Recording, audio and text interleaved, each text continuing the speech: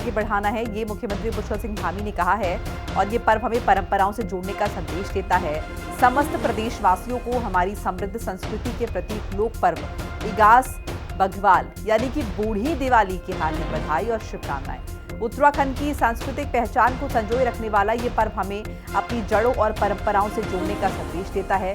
ये पावन पर्व आप सभी के जीवन में सुख समृद्धि और आरोग्यता का संचार करे, यही कामना है। ये पोस्ट किया है पुष्कर सिंह धामी ने और इसके जरिए बधाई दी है इगास पर्व की। इगास पर्व जो कि दिवाली की तरह से मनाया जाता है उत्तराखंड में, और इसके पीछे कई ऐसी लोक कथाएं हैं जिनका जिक्र किया जाता है जब इसे मनाया जाता है।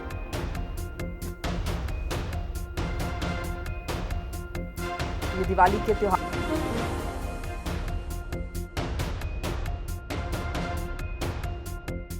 नमस्कार, आप सभी को देवभूमि उत्तराखंड के पारंपरिक लोक पर्व इगास बघवाल बूढ़ी दिवाली की हार्दिक बधाई एवं शुभकामनाएं। इगास बघवाल उत्तराखंड की उस समृद्ध लोक परंपरा का प्रतीक है जो हमें हमारी जड़ों, संस्कृति और सामूहिक उत्सव की भावना से जोड़ती है। यह पर्व न केवल आस्था का है बल्कि सामुदायिक एकता, पशु सम्मान और लोक जीवन की जीवंतता का अनुपम उत्सव है।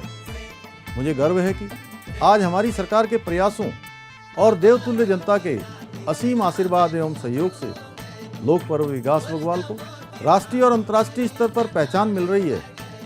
मुझे यह जानकर और भी हर्ष होता है कि राज्य के बाहर और विदेशों में रह रहे प्रवासी उत्तराखंडी भी इस पर्व को गौरव और उल्लास के साथ मना रहे हैं। यह हमारी सांस्कृतिक चेतना की विजय है।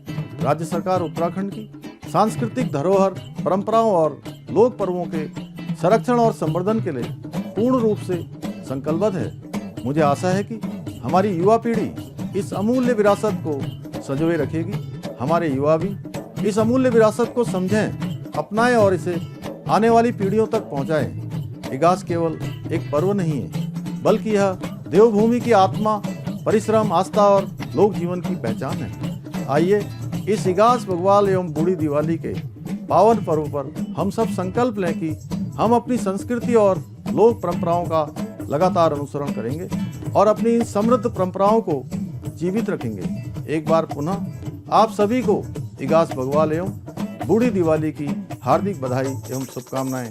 जय हिंद, जय भारत, जय देवभूमि उत्तराखंड।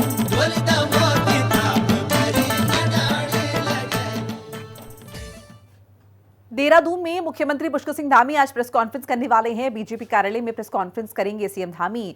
राज्य स्थापना के रजत जयंती के अवसर पर प्रेस कॉन्फ्रेंस होनी है। दोपहर 12 बजे का वक्त मुकर्रर किया गया है। भारतीय जनता पार्टी कार्यालय में ये प्रेस वार्ता जो है वो होने वाली है। तो सीएम धामी आज एक प्रेस कॉन्फ्रेंस को संबोधित करने वाले हैं। राज्य स्थापना के रजत जयंती के मौके पर यह प्रेस कॉन्फ्रेंस है। बीजेपी कार्यालय में प्रेस कॉन्फ्रेंस होनी है। मुख्यमंत्री पुष्कर सिंह धामी 12 बजे संबोधित करेंगे प्रेस को। प्रेस के जरिए जो है जनता को बीजेपी कार्यालय में प्रेस वार्ता जो है वो होने वाली है। और उत्तराखंड राज्य के स्थापना दिवस की रजत जयंती का जो मौका है, ऐसे में ये खास मौका है और इसी मौके पर मुख्यमंत्री पुष्कर सिंह धामी प्रेस वार्ता को संबोधित करने वाले हैं। और ज्यादा इन्फॉर्मेशन के लिए मेरे साथ मेरी सहयोगी जुड़ चुके हैं दीपिका भंडारी। दीपिका, 12 बजे होनी है प्रेस कॉन्फ्रेंस। मुख्यमंत्री पुष्कर सिंह धामी द्वारा क्या क्या चीजें जो है वो एड्रेस कर सकते हैं इस प्रेस कॉन के दौरान?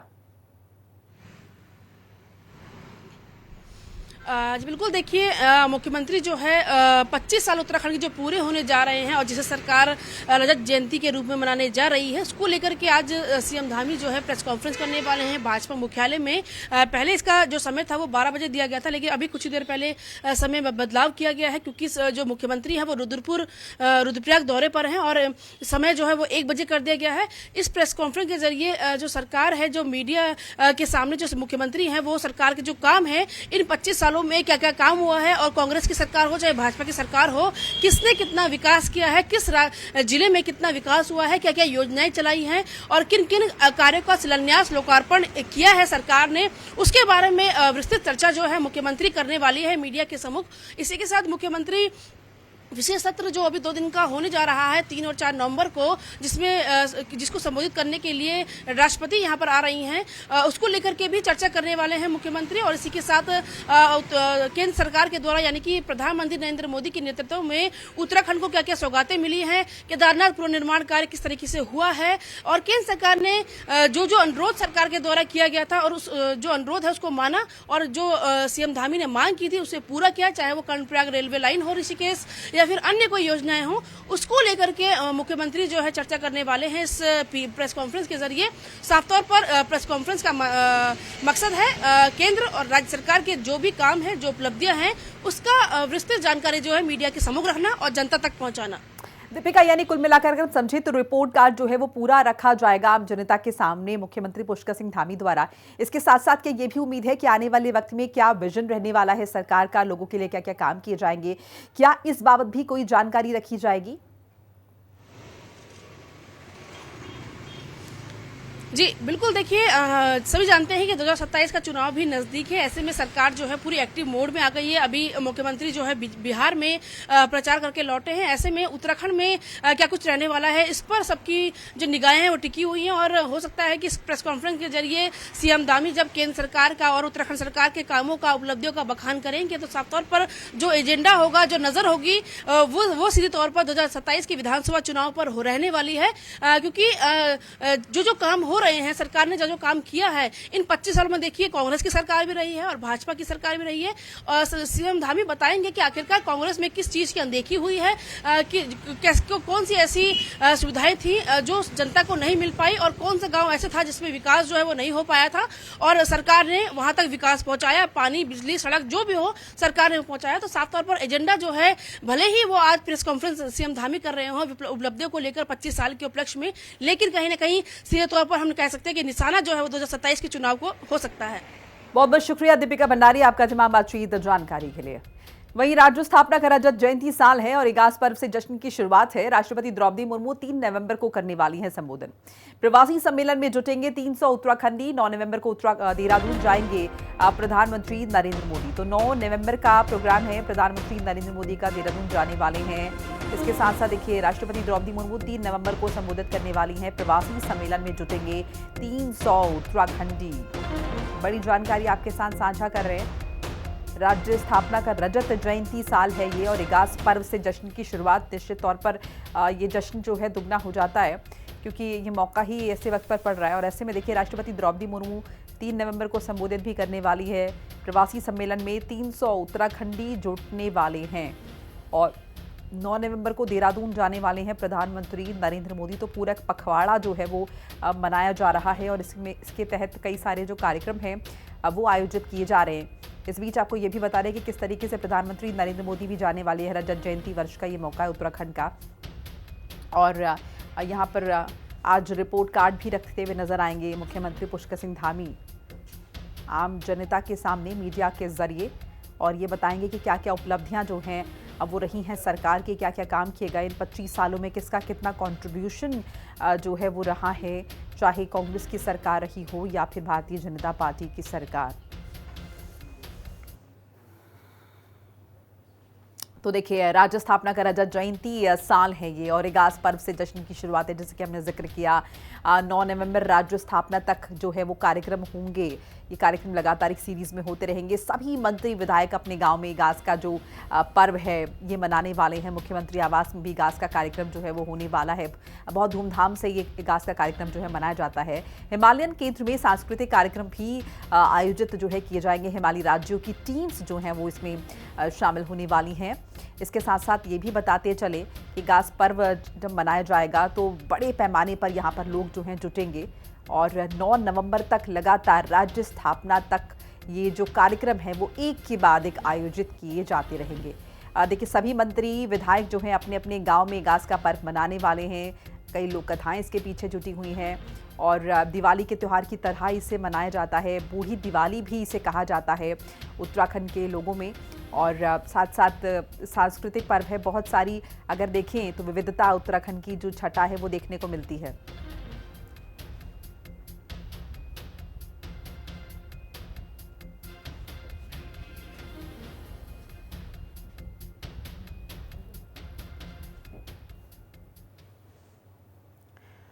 और वहीं कुंभ मेले के लिए हरिद्वार में बनाए जा रहे गंगा घाटों के निर्माण में सामने आई अनियमितताएं। अनियमितताओं को लेकर मुख्यमंत्री पुष्कर सिंह धामी ने अधिकारियों को कड़ी चेतावनी दी है। हरिद्वार पहुंचे मुख्यमंत्री ने रजत उत्सव कार्यक्रम में संबोधित करते हुए सभी कार्यकर्ताओं को और संस्थाओं को सीधे तौर पर कह दिया है कि या तो गुणवत्तापूर्ण निर्माण करें या फिर कार्रवाई के लिए भी तैयार रहें। कुंभ के निर्माण कार्यों में किसी भी तरह की जो कोताही है वो बर्दाश्त नहीं होगी और जो भी जिम्मेदारियों में लापरवाही बरतेगा उसे बख्शा नहीं जाएगा। भ्रष्टाचारी या तो सुधर जाए या फिर जेल जाने के लिए तैयार रहें। तो ये सख्ती बता दी है, ये चेतावनी जाहिर कर दी है, जता दी है और ये भी कहा है कि गुणवत्तापूर्ण निर्माण करें, ऐसे काम करें जो क्वालिटी से भरपूर हो, नहीं तो जो सख्त कार्रवाई है उसके लिए तैयार रहें। मुमकिन है कि आपको जेल भी जाना पड़े। ऐसे में किसी भी तरह की अनियमितताएं ना करें, क्वालिटी कॉम्प्रोमाइज ना करें। कुंभ मेले के लिए घाटों का निर्माण किया जा रहा है और सरकार की तरफ से साफ कह दिया गया है कि काम जो है वो एकदम क्वालिटी उसकी सही होनी चाहिए। भाई बहनों, वर्ष 2027 धर्म नगरी हरिद्वार में कुंभ का आयोजन भी किया जाना है, जिसके लिए अभी से हम सभी तैयारियों में जुट गए हैं। मेरे संज्ञान में पिछले दिनों आया कि कुंभ को निर्माण कार्यों को लेकर भी कुछ अनियमितताएं बरती गई हैं। मैं निर्माण कार्य में लगे हुए सभी कार्यदायी संस्थाओं को भी इस मंच के माध्यम से ये कहना चाहता हूं कि या तो गुणवत्तापूर्ण निर्माण करें, अन्यथा कार्रवाई के लिए भी तैयार रहें। सरकार रजत जयंती के मौके पर 2 दिन का सत्र देहरादून में करने जा रही है। इसे लेकर कांग्रेस जमकर सरकार पर निशाना साध रही है। वहीं कांग्रेस पर पलटवार करते हुए भाजपा विधायक ने कहा है कि सरकार ग्रांडसन में सत्र नहीं कर पाई थी, लेकिन जिस तरीके से कांग्रेस ने वहां पर हंगामा किया और सरकारी संपत्ति को नुकसान पहुंचाया, वहीं विधायक ने बड़ी जानकारी देते हुए बताया कि अगला बजट जो है वो गैरसैंण में ही होगा, 10 दिन तक चलेगा।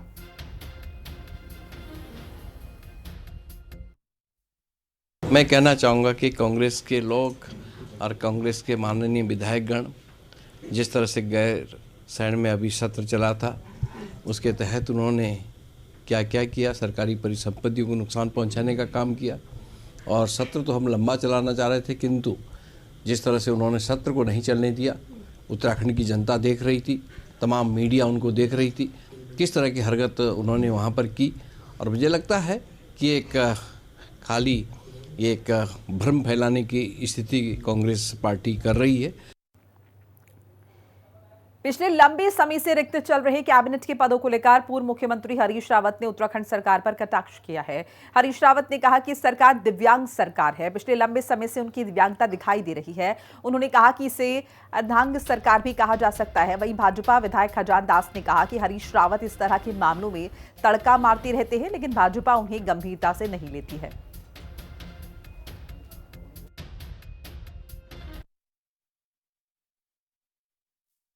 उस कनेक्शन की बात छोड़ दो, लेकिन एक बात है, ये सरकार दिव्यांग सरकार है और बहुत लंबे समय से इनकी दिव्यांगता चली आ रही है। अधूरी सरकार है, is not a complete government, ये आधी गवर्नमेंट है, अर्धांग है, बल्कि दिव्यांग न कह करके अर्धांग आधा अंग है।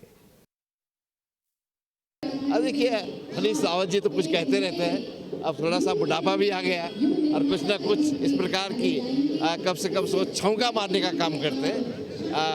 किंतु उनकी पार्टी कितना उसको सीरियस में लेती है, तो भाजपा तो सीरियस लेने का कोई सवाल ही नहीं हो सकता, पर उनकी पार्टी कितना सीरियस लेती वो उनकी पार्टी के लोग जानते। खबर मसूरी से है, जहां उत्तराखंड के स्थापना दिवस से पहले प्रदेश की सियासत में नया रंग भरते हुए भाजपा प्रदेश मंत्री नेहा जोशी ने पूर्व मुख्यमंत्री हरीश रावत को बड़ा न्योता दिया है। उन्होंने कहा कि उत्तराखंड को जल्द ही देश को अपना 5वां धाम सैन्य धाम मिलने जा रहा है, जो शहीदों की याद में समर्पित होगा। इस भव्य लोकार्पण समारोह में उन्होंने हरीश रावत को भी आमंत्रित किया है और कहा है कि राजनीतिक भाषा और द्वेष को छोड़कर हरदा भी इस कार्यक्रम में शामिल हों।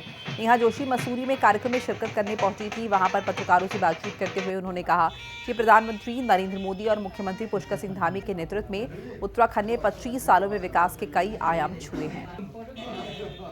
पंडित जी को भी छप जाना चाहिए कभी। देखिए, 25 साल में बहुत सारे काम उत्तराखंड में हुए हैं और बहुत सारी ऐसी चीज़ें हैं जो अभी भी होनी बाकी हैं। अगर आप कभी हमारे माननीय मुख्यमंत्री जी के जो भाषण हैं वो भी सुनेंगे तो वो हमेशा ये बात करते हैं कि 25 साल की जो हमारी उपलब्धियां हैं उनको सेलिब्रेट करने की ज़रूरत है, उन पे गर्व करने की भी ज़रूरत है, लेकिन जो कमियां हैं उन कमियों को भी ढूंढने की ज़रूरत है और कमियों पे कैसे काम किया जा सकता है, आगे का रोड मैप क्या होगा। राजधानी देहरादून से एक दिल दहला देने वाली घटना सामने आई है। बसंत विहार थाना क्षेत्र में एक बच्चे से मामूली टक्कर के बाद एक ऑटो चालक की इस तरह पिटाई की गई कि उसकी दर्दनाक मौत हो गई। बताते चले कि प्रेमनगर निवासी मान बहादुर रोज की तरह 21 अक्टूबर को अपने ऑटो से जा रहे थे। इसी दौरान अचानक एक बच्चा सड़क पर आ गया। मान बहादुर ने तुरंत ऑटो रोक दिया, लेकिन गुस्साए परिजनों ने ऑटो चालक को पकड़कर बीच सड़क पर ही बेरहमी से पीट दिया। घायल हालत में मान बहादुर को अस्पताल ले जाया गया, जहां इलाज के दौरान मौत हो गई।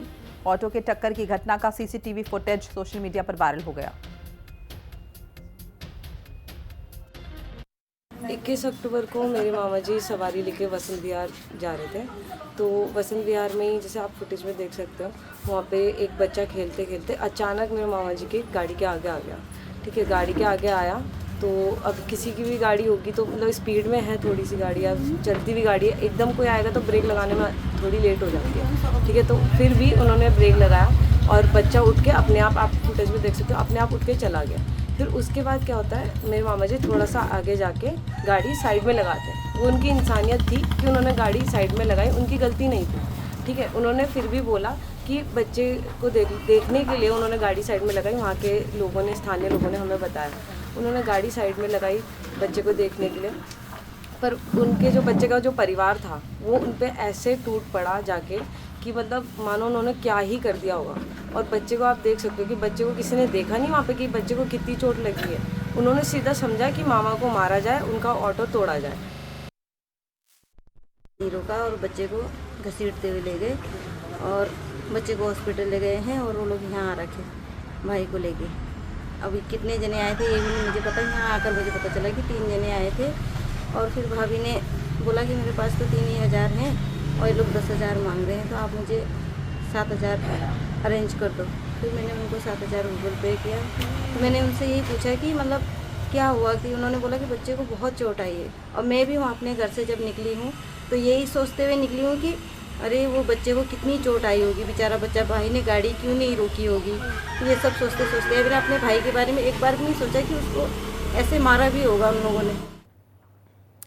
एमएसएमई भारत सरकार द्वारा उद्योग विभाग, उत्तराखंड सरकार के सहयोग से विश्व बैंक समर्थित raising and accelerating MSME performance RAMP कार्यक्रम के तहत एक कॉम्पिटिटिव कॉम्पोजिट वर्कशॉप का आयोजन किया गया।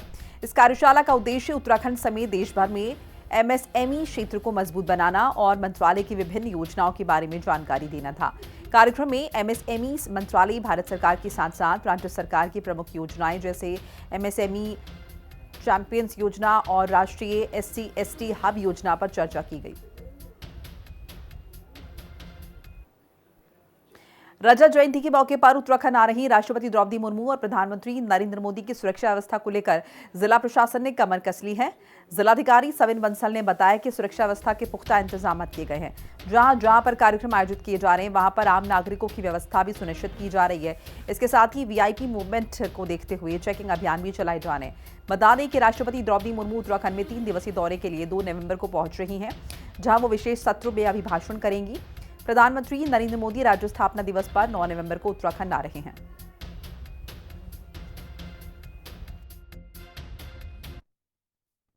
नहीं, देखिए, हमारे ऑनरेबल प्रेसिडेंट और आगे ऑनरेबल PM का भी जो संभावित कार्यक्रम है, तो उसमें जो भी हमारे सिक्योरिटी अरेंजमेंट्स हैं एज़ पर प्रोटोकॉल वो सब इंश्योर किए जा रहे हैं। और जहाँ जहाँ भी निर्धारित है उनको एंटी सैबोटेज चेकिंग और रिकनेक्शंस और जो हमारे आम जन उसमें प्रतिभाग भी करेंगे, उन सब के लिए सुविधाजनक व्यवस्थाएं इंश्योर की जा रही हैं। उत्तराखंड मुक्त विश्वविद्यालय हल्द्वानी, उत्तराखंड भाषा संस्थान देहरादून एवं केंद्रीय हिंदी संस्थान आगरा के संयुक्त तत्वाधान में हिमालय के लोकाव्रत में उत्तराखंड का भाषा परिवार विषय पर 2 दिवसीय राष्ट्रीय संगोष्ठी का शुभारंभ विश्वविद्यालय परिसर में हुआ। संगोष्ठी की शुरुआत पुस्तक मेले के उद्घाटन से हुई, जिसका उद्घाटन प्रसिद्ध भाषाविद प्रोफेसर VR जगन्नाथन ने किया। कार्यक्रम को संगीत विभाग द्वारा प्रस्तुत समूह गान उत्तराखंड मेरी मातृभूमि कार्यक्रम में सांस्कृतिक गरिमा प्रदान की। कार्यक्रम के दौरान कैबिनेट मंत्री सुबोध उनियाल मौजूद रहे, जहां उत्तराखंड की भाषाई विविधता और लुप्त होती भाषाओं के संरक्षण पर बल दिया गया।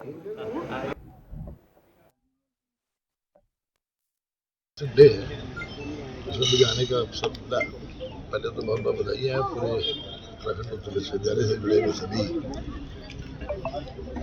विद्यार्थियों को, लेक्चरर्स को, प्रोफेसर्स को, वाइस चांसलर्स को और पूरे स्टाफ को बहुत बहुत शुभकामनाएं। 20 वर्ष की सफल यात्रा की और उत्तराखंड जो मुक्त विश्वविद्यालय, सबसे बड़ी बात इसमें यह है कि जहां आज ये 56 उत्तराखंड मुक्त विश्वविद्यालय का आज हमारा स्थापना दिवस है। पहले तो मैं आप सबको बधाई देता हूं इसके लिए। हमारे विश्वविद्यालय में चूँकि पूरा कुमाऊं गढ़वाल जो मंडल हैं उनकी विभिन्न भाषाओं को लेकर के 2 दिन से मंथन चल रहा है और तमाम क्षेत्रीय भाषाओं को लेकर उत्तराखंड मुक्त विश्वविद्यालय में अध्ययन के पाठ्यक्रम पहले से भी चल रहे हैं। हम भविष्य में चाहते हैं कि जो हमारे अध्ययन पाठ्यक्रम है वो क्षेत्रीय भाषाओं में भी आएँ और उनके लाभ हमारे स्थानीय लोगों को जो हिंदी अंग्रेजी में उतने सहज नहीं उन तक भी पहुंचे। तो उस पर काफ़ी विचार हुआ और हम लोग देखते हैं कि विशेषज्ञों की राय और मंथन से जो नई। हरिद्वार की उपनगरी ज्वालापुर में मोटरसाइकिल से पटाखे फोड़ना युवक को भारी पड़ा। शरीफ नगर इलाके में देर रात बुलेट सवार युवक कर रहा था स्टंट और साइलेंसर से निकाल रहा था पटाखे जैसी आवाजें। स्थानीय लोगों की शिकायत पर ज्वालापुर पुलिस मौके पर पहुंची, बाइक को सीज कर दिया। पुलिस ने मोटर व्हीकल एक्ट की धाराओं में इस वाहन को जब्त कर लिया।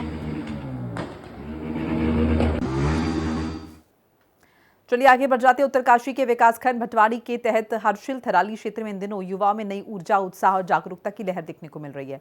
शासन प्रशासन समय समय पर आयोजित मॉक ड्रिल अभियानों से प्रेरित होकर यहाँ के जो स्थानीय युवा हैं वो खुद ही जोखिम भरी परिस्थितियों से निपटने के लिए मॉक ड्रिल की अभ्यास कर रहे हैं।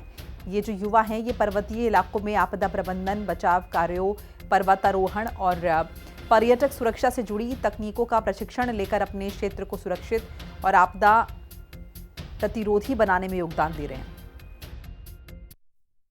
आज हमने धराली युवा साक्षरता को जो हमने एक प्रॉमिस किया था कि हम धराली में लाइवलीहुड के साथ साथ आपका एडवेंचर स्पोर्ट्स का विंग हम बनाएंगे, उसकी शुरुआत आज हुई है। एक छोटी सी शुरुआत हुई है और उसमें हमने उनको कुछ इक्विपमेंट जो होते हैं एडवेंचर स्पोर्ट्स के वो उनको प्रोवाइड कराए हैं और साथ ही आज हमने कुछ उनके साथ कुछ रॉक क्लाइंबिंग के कुछ इवेंट भी किए हैं।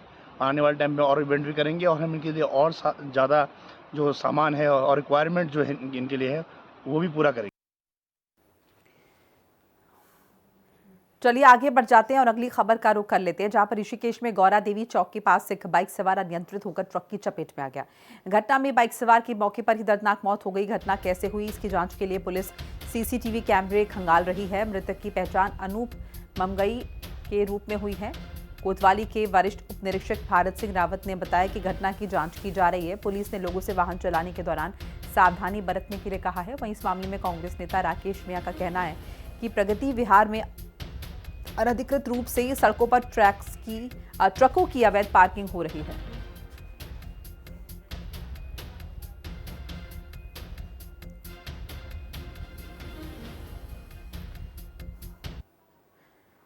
उत्तराखंड में बदहाल स्वास्थ्य सेवाओं के विरोध में चौखुटिया के बाद टिहरी के पिलखी और घनसाली में भी जन आंदोलन शुरू हो चुका है। पिलखी के अस्पताल में प्रसव के बाद महिला की मौत को लेकर सामाजिक संगठनों ने आंदोलन शुरू कर दिया है। वहीं घनसाली में भी क्षेत्र के अस्पतालों में डॉक्टर्स की कमी दूर करने की मांग को लेकर जनता सड़कों पर उतर आई है।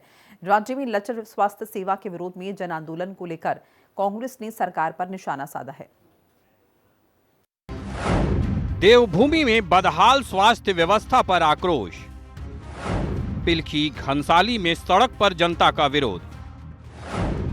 कांग्रेस ने प्रदेश सरकार पर साधा निशाना। बीजेपी बोली कर रहे सुधार जहां भी समस्या। उत्तराखंड में बदहाल स्वास्थ्य सेवाओं के मुद्दे पर अल्मोड़ा के चौखुटिया में जनता सड़कों पर है और अब टिहरी जिले के पिलखी और घनसाली में भी स्वास्थ्य सेवाओं में सुधार की मांग पर जन आंदोलन शुरू हो गया है। उत्तराखंड के टिहरी जिले में पिलखी प्राथमिक स्वास्थ्य केंद्र में प्रसव के बाद श्रीनगर बेस अस्पताल में हुई महिला की दर्दनाक मौत ने पूरे क्षेत्र को झकझोर कर रख दिया है। जिसके विरोध में क्षेत्र के जनप्रतिनिधियों और सामाजिक संगठनों ने पिलखी अस्पताल के बाहर स्वास्थ्य विभाग के खिलाफ अनिश्चितकालीन धरना शुरू कर दिया है। वहीं घनसाली में सर्वदलीय स्वास्थ्य संघर्ष समिति ने क्षेत्र के अस्पतालों में डॉक्टरों की कमी दूर होने तक अनिश्चितकालीन आंदोलन शुरू कर दिया है। आंदोलनकारियों का कहना है कि अस्पतालों में विशेषज्ञ डॉक्टरों की तैनाती और डॉक्टरों के खाली पदों को भरे जाने तक उनका आंदोलन जारी रहेगा। वहीं स्वास्थ्य सेवाओं को लेकर जनता के सड़क पर उतरने पर कांग्रेस ने प्रदेश सरकार पर तीखा हमला बोला है। कांग्रेस का कहना है कि पूरे राज्य में स्वास्थ्य व्यवस्था में सुधार के दावे कर रही सरकार की पोल जन आंदोलनों से खुल गई है। वहीं बीजेपी का कहना है कि प्रदेश सरकार ने स्वास्थ्य सेवाओं में सुधार और अस्पतालों में डॉक्टरों की कमी को दूर करने के लिए कई कदम उठाए हैं और जहां कहीं कमियां रह गई हैं उन्हें भी सुधारने का प्रयास किया जा रहा है। चौखटिया के लोग स्वास्थ्य सेवाओं को लेकर आंदोलन कर रहे हैं, सड़कों पे निकले हैं, मार्च कर रहे हैं और अब टिहरी के घनसाली पिलखी में स्वास्थ्य सेवाओं का जितना बुरा हाल है। श्रीनगर में एक अस्पताल में एक महिला की मृत्यु हो गई। हर अस्पताल में, हर जिले में ये तमाम गंभीर घटनाएं हो रही हैं और सरकार मूक बनी बैठी है।